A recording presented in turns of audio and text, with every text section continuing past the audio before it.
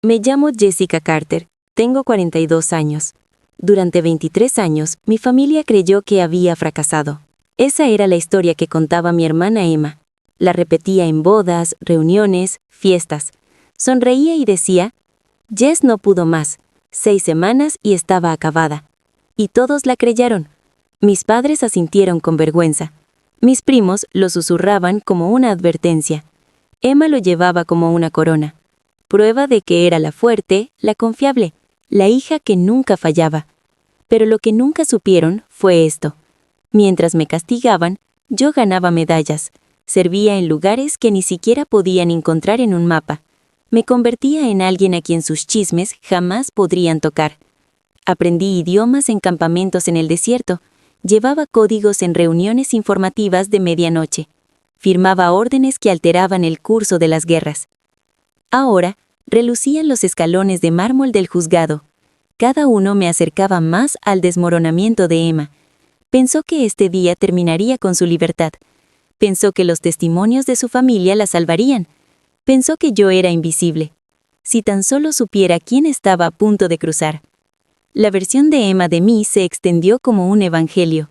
En cada reunión yo era la historia del fracaso. Intentó el ejército, pero la destrozó. No podía soportar la disciplina, la presión, el dolor.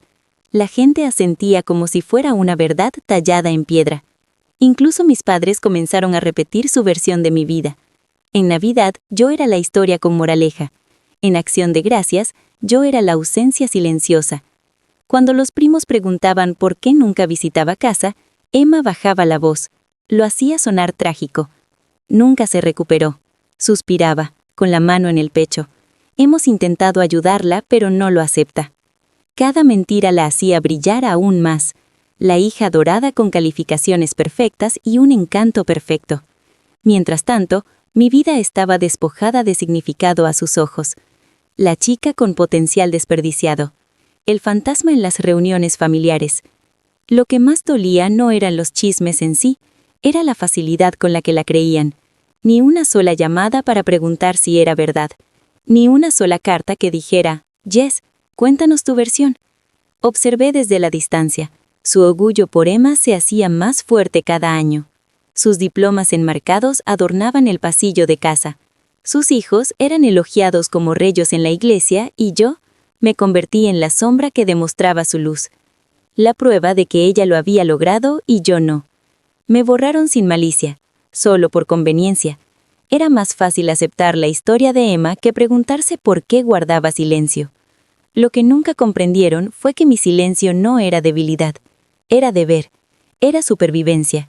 Pero el deber no borra el dolor del olvido, y la supervivencia no hace que la soledad sea menos aguda. Lo que no sabían era que el silencio puede ser un arma, y yo estaba lista para usarlo. Lo que pasa con ser subestimada toda la vida es que aprendes a pasar desapercibida, a desaparecer a plena vista. Mientras Emma presumía en las mesas, yo descifraba mensajes interceptados de zonas de guerra. Mientras mis padres elogiaban su resiliencia, yo informaba a los comandantes sobre amenazas que nunca llegaron a las noticias. Dejé que su versión de mí sobreviviera, porque las historias de portada son una armadura, incluso cuando hieren profundamente. El ejército me había enseñado que el silencio podía proteger más que el orgullo. Podía proteger operaciones, identidades, incluso naciones. Así que dejé que pensaran que era frágil, rota, indigna. Se adaptaba mejor a mi trabajo que cualquier currículum falso. Pero Emma no solo mentía, estaba actuando. Su vida se basaba en la manipulación, pulida a la perfección. Cuando empezó a desaparecer el dinero de la organización benéfica para niños, volvió a hacerse la víctima, culpando al papeleo, culpando al estrés. Lloraba en las reuniones, le decía a la junta que estaba abrumada, demasiado generosa, demasiado cansada. Pero yo lo vi. El fraude deja un rastro que la emoción no puede disimular. Sabía que el FBI encontraría anomalías, pero también sabía que necesitaban una señal para investigar más a fondo. Así que hice la recomendación, no como su hermana, sino como oficial de inteligencia. Durante 18 meses alimenté el análisis a través de canales oficiales.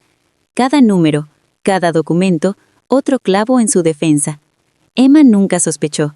Todavía pensaba en mí como el fantasma del desertor. En las cenas familiares ella alzaba su copa. Por las segundas oportunidades, brindaba, con los ojos brillantes de sinceridad practicada. Mientras tanto, yo construía el caso que quemaría su reino. No por despecho, sino por deber. Y aún así, observar desde lejos me dolía de maneras que no puedo explicar, porque incluso las mentiras pierden poder cuando se repiten durante décadas. A veces me preguntaba si tal vez había desaparecido, si la hermana que describían era en quien me convertiría, hasta la mañana en que comenzó el juicio. El juzgado bullía de tensión, las cámaras destellando, las voces resonando. Emma estaba sentada en la mesa de la defensa, con lágrimas a punto de ser enviadas. Mis padres se inclinaron hacia adelante, preparados para proteger a su hija favorita. Y yo me senté en la última regla, esperando el momento en que mi silencio finalmente terminara. Y entonces el fiscal pronunció las palabras. Eso hizo que toda la sala se girara. El fiscal llama a un último testigo, anunció el abogado. Las sillas rasgaron, las cabezas giraron. El silencio se extendió por toda la sala. Me levanté de la última fila. Mis tacones golpeaban el suelo de mármol a un ritmo constante. Todas las miradas me seguían mientras avanzaba. Primero me invadió la confusión, luego la incredulidad y finalmente una creciente sorpresa. El fiscal señaló hacia el estrado.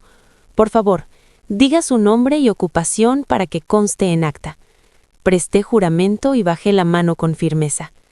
General de Brigada Jessica Carter, Ejército de los Estados Unidos. Actualmente se desempeña como subdirectora de la Agencia de Inteligencia de Defensa. La sala se congeló. Incluso el juez se reclinó ligeramente. Detrás de mí, un jadeo. Mi madre se llevó la mano a la boca. Mi padre me miró como si viera un fantasma. El esposo de Emma dejó caer su teléfono sobre la mesa de la defensa. Pero fue el rostro de Emma lo que me infundió una serena resolución. Su boca se abrió y se cerró, pero no salió ningún sonido. 23 años de mentiras desentrañadas en una sola frase. El fracaso fue un general. El que abandonó sus estudios fue un miembro de la élite de la inteligencia. El fiscal continuó. Profesional, pero deliberado. General Carter, por favor, describa su relación con la acusada. Finalmente miré directamente a Emma. Es mi hermana menor. ¿Y tenía usted conocimiento de la presunta malversación? Sí, dije con voz firme como el acero. Recomendé que el FBI revisara las cuentas de la organización benéfica. Su abogado se apresuró a objetar, pero el daño ya estaba hecho.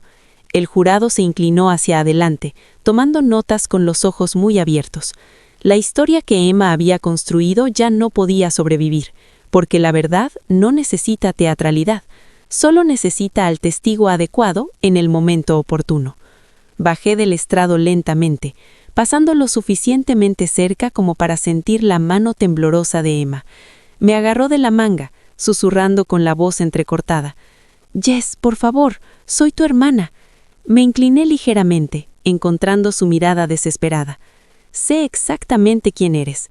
La pregunta es si sabes quién soy yo». Su agarre se aflojó. Sus ojos se llenaron de miedo. Y por primera vez, a Emma no le quedaba nada por hacer.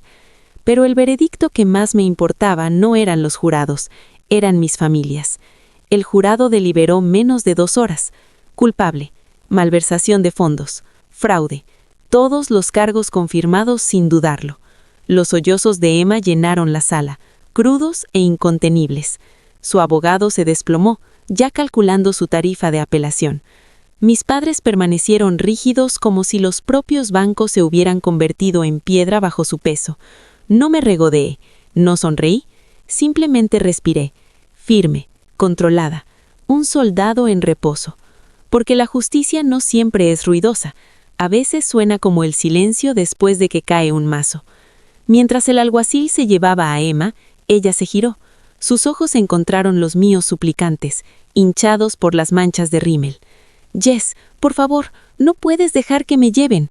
Su voz se quebró, desesperada de una manera que nunca había escuchado, porque en un instante vi a la chica que una vez fuimos, la niña que robó mis crayones y me culpó. la hermana que sonrió dulcemente mientras me pintaba de villana, la hija dorada que prosperó enterrándome viva. «No puedo detener esto, Emma», dije en voz baja. «Tú misma construiste esto, una mentira a la vez». Sus hombros se hundieron. El peso de la verdad finalmente la aplastó. La escoltaron, cabizbaja, con las cadenas tintineando suavemente. En el pasillo, mis padres me alcanzaron.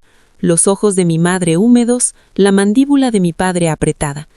«¿Por qué nunca nos lo dijiste?», susurró. «Todos estos años pensamos que no eras nada». Me detuve, me giré y le sostuve la mirada sin pestañear. «Porque nunca me preguntaste quién era, solo te importaba quién creías que no era». Las palabras me impactaron más que cualquier veredicto judicial. Vi cómo el reconocimiento se extendía por sus rostros como fuego. Por una vez, me vieron, no la sombra de Emma, no un fracaso, sino la mujer que había cargado con secretos más pesados que una piedra. Mi padre tragó saliva, la voz ráspera y temblorosa. «Estamos orgullosos de ti. Deberíamos haberlo dicho antes». Orgullo. Llegó 23 años tarde, pero oírlo aún me quebraba. Algo se endurecía en mi interior. Asentí una vez y caminé hacia la salida. Los suelos de mármol resonaban con cada paso, decididos, definitivos. Detrás de mí, mi familia estaba en ruinas. Delante de mí, el mundo finalmente conocía mi nombre. Pero salir libre no era el final. La verdadera batalla era saber qué hacer después. 3 meses después llegaron las órdenes de ascenso. Teniente general, jefe de la nueva división cibernética del Pentágono. Mi foto apareció en revistas militares, en paquetes de información enviados a gobiernos, en todo el mundo, en la repisa de mis padres, al lado del diploma descolorido de Emma. Enframaron un artículo del Army Times sobre mí. Llegó una carta de mi madre, letra temblorosa pero orgullosa. «Ahora le contamos a todos sobre nuestra hija, la general. Demasiado poco, demasiado tarde, pero tal vez sea un comienzo. El perdón no borra décadas, pero alivia el peso. Emma cumplió 3 años antes de ser liberada por buena conducta. Ahora trabaja en una organización sin fines de lucro que se dedica a la reconstrucción en lugar de recibir. No la visito, no compartimos comidas, pero a veces cuando el silencio se siente más ligero, espero que ella también esté sanando, porque la verdad es que la venganza nunca fue mi misión, siempre se trató de entrar en mí misma por completo». Durante años, dejé que su versión de mí definiera mi ausencia. Ahora, dejo que mi propia voz defina mi presencia. El fracaso que criticaron se convirtió en el general que no pudieron ignorar, y solo hizo falta el momento justo de la verdad.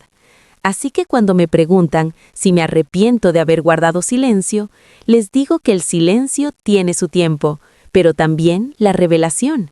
Y la expresión de sus rostros, la exclamación en ese tribunal, demostró que a veces la paciencia es la espada más afilada. Un día, visité Arlington en silencio, sin ceremonias. Dejé mi estrella de plata en una tumba sin nombre, no por Emma, ni por mis padres, sino por la niña que solía ser. Susurré: «Nunca fuiste un fracaso, siempre te preparaste para ascender». Nunca necesité su validación para convertirme en quien era, pero mostrarles en quién me había convertido fue su propia forma de cerrar el camino. Si tu familia alguna vez te borró, recuerda esto: la verdad no susurra para siempre. Cuando se dice, ruge. Comparte tu historia abajo y suscríbete para ver más voces como la mía.